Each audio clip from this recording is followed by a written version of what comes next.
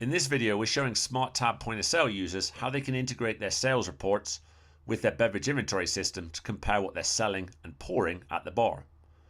We've run this sales report for a week and can see that in the case of Jameson, they sold 57 drinks.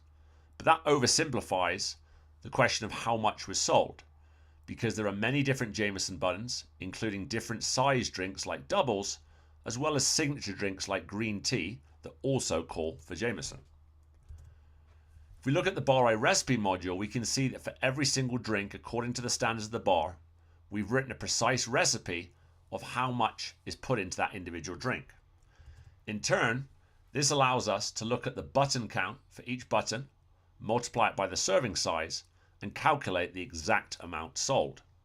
We add this up for all the buttons and get an aggregated amount, which allows us for every product at your bar to compare how many servings you sold with what was poured in real life. This bar is doing awesome, missing just 3 servings and accounting for 98% of the Jameson they poured during the period. If you'd like to integrate your SmartTab point of sale system with your beverage inventory system, schedule a demo with Bar I today. Thanks for watching.